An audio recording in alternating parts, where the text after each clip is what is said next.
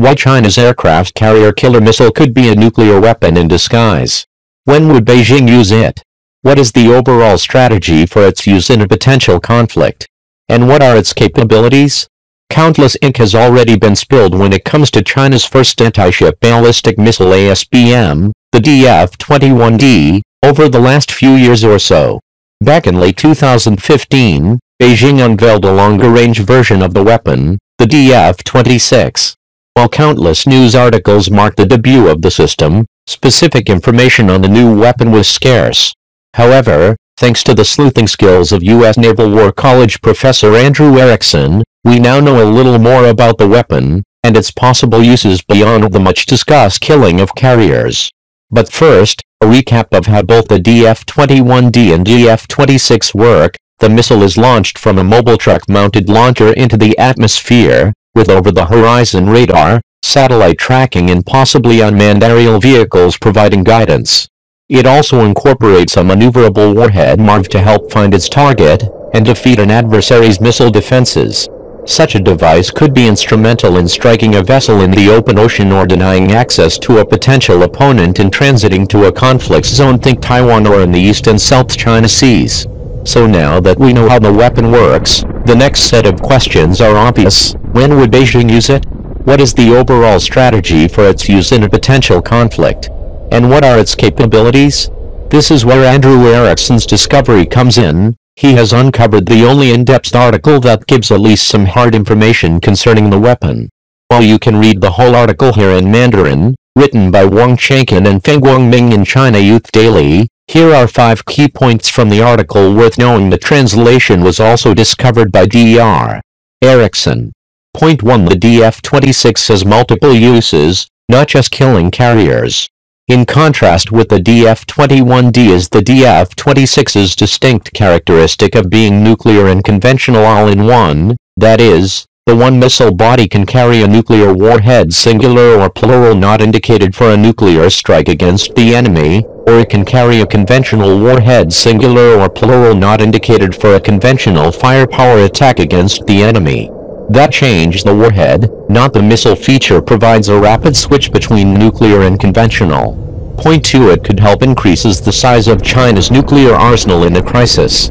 Given that China has only a limited number of nuclear weapons, and is a medium-range ballistic missile, by changing to a nuclear warhead at the last minute the DF-26 can as needed form up a nuclear deterrent and nuclear counterattack capability linking long and short ranges in strategic and campaign roles. Point 3. Mobility matters.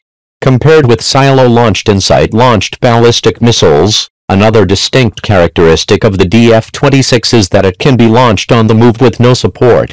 Land-based mobile launches in the past, whether with movement by rail or by road, all required a launch site prepared in advance.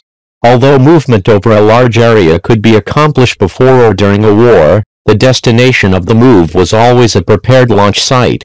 Because prepared launch sites are limited in number and easily exposed, destruction of a launch site could result in the bad situation of having missiles but not being able to launch them. Also, that sort of missile requires quite a lot of time to set up and get ready in a prepared launch site, which puts it at a great disadvantage against an encroaching enemy with strong mobility and a fast tempo of operation in its combat chain. But the DF-26 does not rely on a site for mobile launching. It can move fast, and it has no strict demands for where it is launched. So that is helpful to movement of missile forces all over and in concealment, and it is helpful to the rapid deployment, rapid launch, and rapid displacement of combat elements.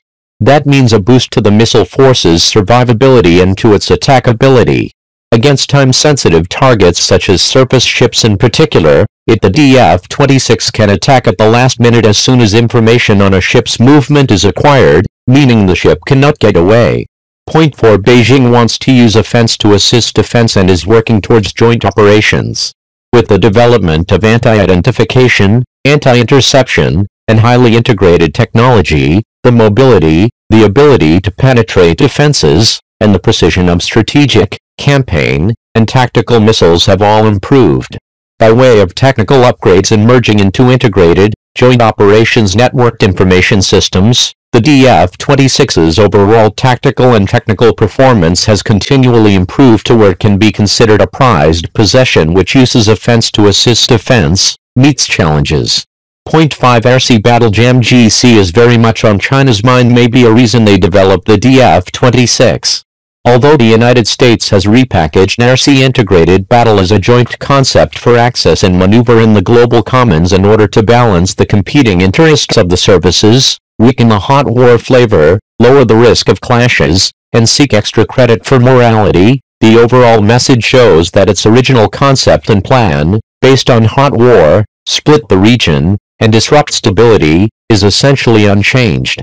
On the contrary, it has stepped up relevant preparations under the flag of protecting regional security and peace and ensuring that the communal right of navigation is not changed.